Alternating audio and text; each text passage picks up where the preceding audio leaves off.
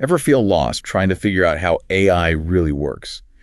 Like, what are all these different models? Yeah, there's a lot of jargon out there. We're going to cut through that today. Ready to understand the key types of AI?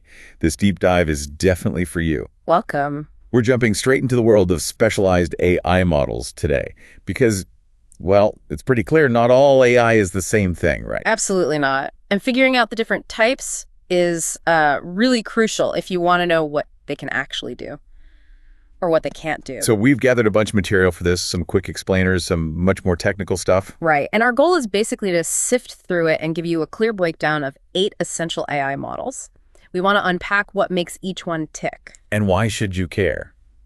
Well, imagine trying to use the wrong tool for a job.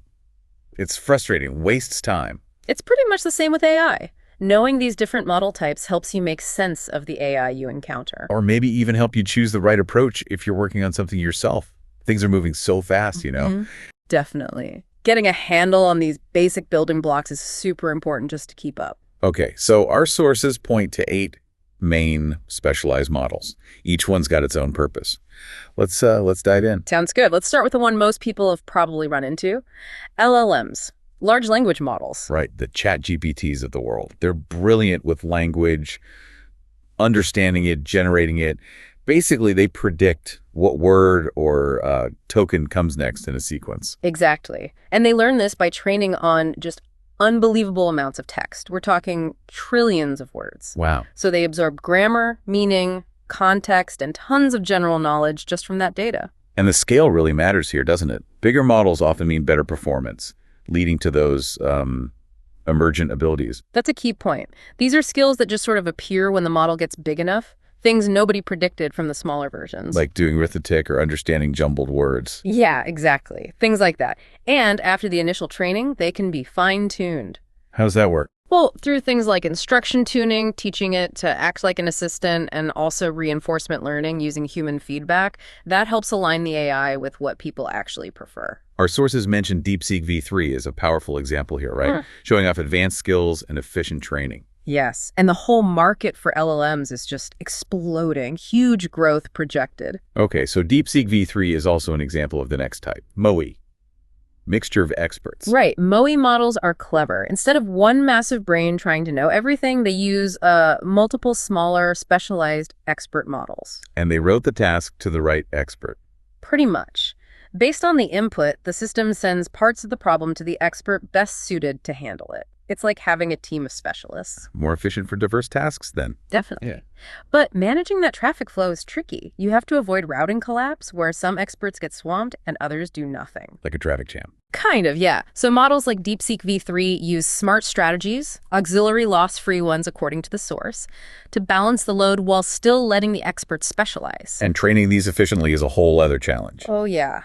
Especially getting all the different parts, the different nodes to communicate quickly without bottlenecks. They use techniques like dual pipe and optimizing communication to make it feasible. Got it. Okay, let's shift gears a bit. LAMs, large action models. These sound different. They are. LAMs are designed not just to understand language, but to actually do things based on it. They translate intention into action. So they interact with the world, or like software. Both. They can process input like text, images, sensor data, make decisions, and then execute tasks. Think robotics, autonomous cars, even just navigating complex software for you. Unlike models just looking at static data. Exactly. They're dynamic.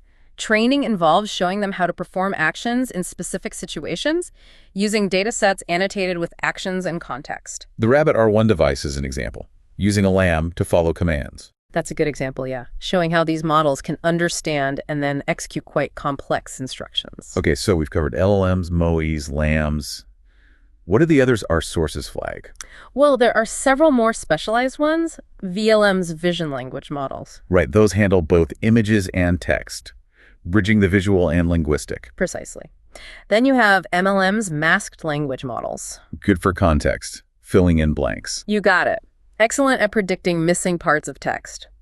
Then SLM's small language models. Ah, the efficient ones, for devices without much power. Exactly. Speed and resource constraints are key there.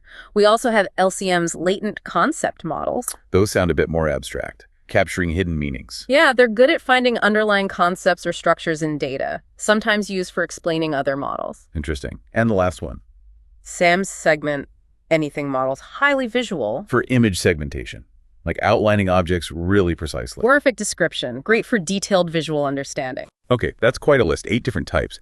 So bringing it back, why does knowing about these distinctions matter for us? Well, first off, it helps you understand the landscape, right? You realize AI isn't just one thing. Each model is a specialized tool. So you can better judge what a particular AI system is actually designed for and what its limits probably are.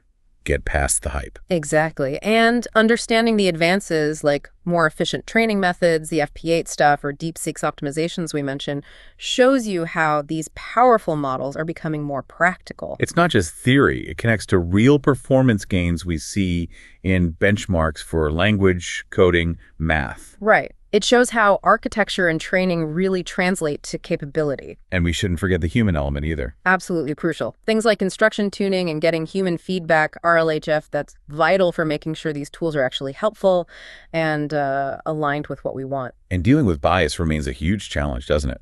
Whether it comes from the data, the design, or even just how you ask a question. A constant challenge, yes. Something everyone working in the field has to grapple with. So we've really covered a lot of ground here. 8 key AI models, from the big language ones to very specialized tools for action or vision, plus a peek at the tech making them work. Hopefully, it gives you a clearer picture of just how diverse the AI field is today. Definitely. So here's something to think about. Considering how fast these specialized models are developing, which one or maybe which type do you think will have the biggest impact, maybe even dominate, in the next 5 years or so? And why? That's a great question to ponder. You've been listening to this deep dive from the Podcast de Philippe. And if you found this useful, maybe help clear things up a bit, please do think about subscribing or sharing it. It really helps us reach more people. And honestly, it helps us get closer to our goal of 1,000 subscribers.